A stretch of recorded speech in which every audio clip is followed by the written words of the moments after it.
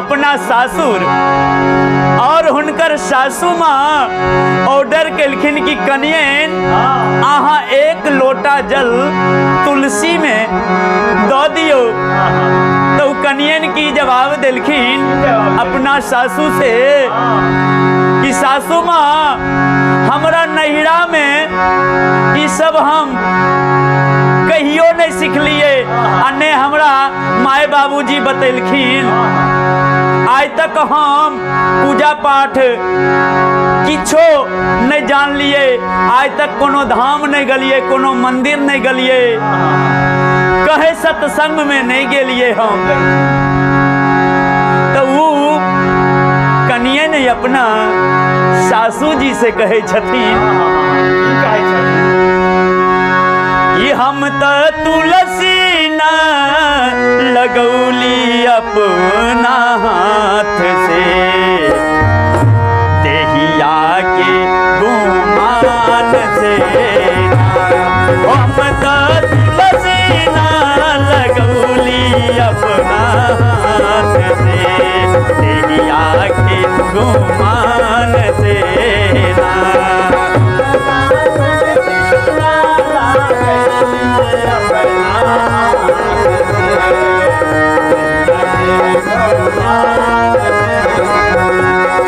हम तो तुलसी न लगौली अपना हाथ से, देहिया के गुमान से ना।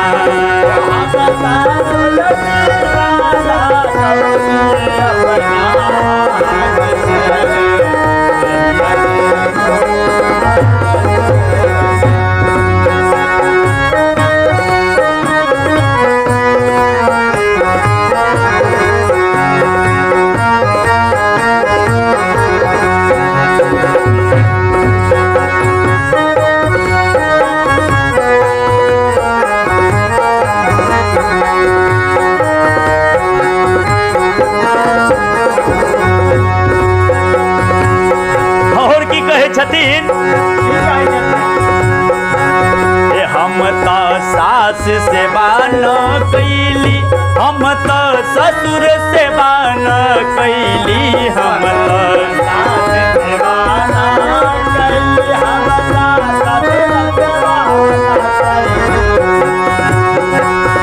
हम तो सास सेवा न कैली, हम तो ससुर सेवा न कैली, हम तो सास सेवा न कैली, हम तो ससुर सेवा न कैली।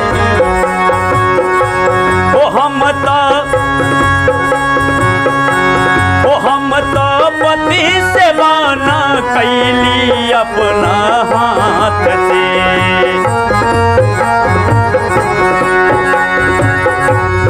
हम तो पति सेवा न कैली अपना हाथ से, देहिया के गुमान से।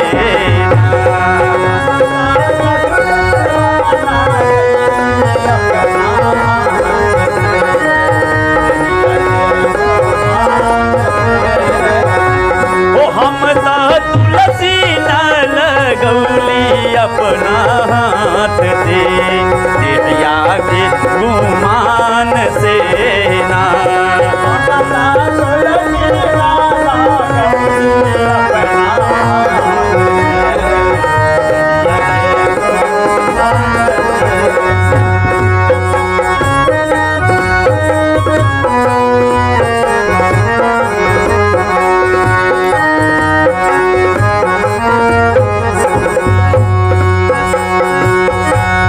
हम तो गंगा न नहैली, हम तो जमुना न नहैली, हम तो गंगा न नहैली, हम तो जमुना न नहैली।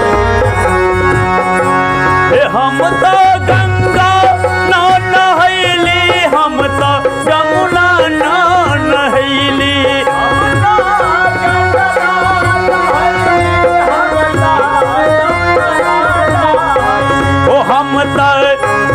हम तो गुरु सेवा न कैली अपना हाथ से।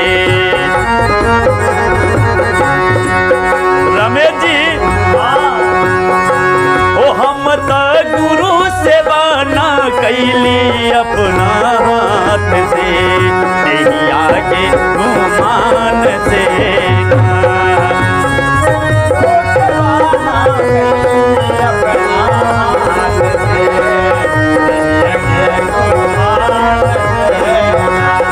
हम तो तुलसी न लगौली अपना हाथ से, देहिया के गुमान से ना।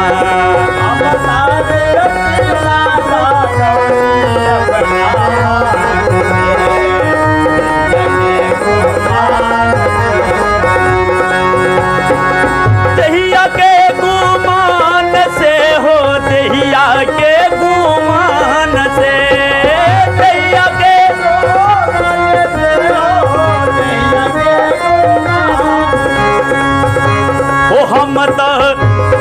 हम तो तुलसी न लगौली अपना हाथ से, देहिया के गुमान से ना। हम तो तुलसी न लगौली अपना हाथ से,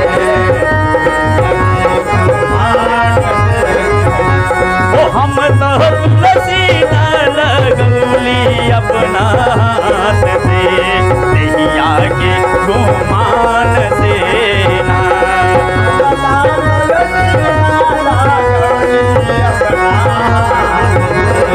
देहिया के गुमान से ना।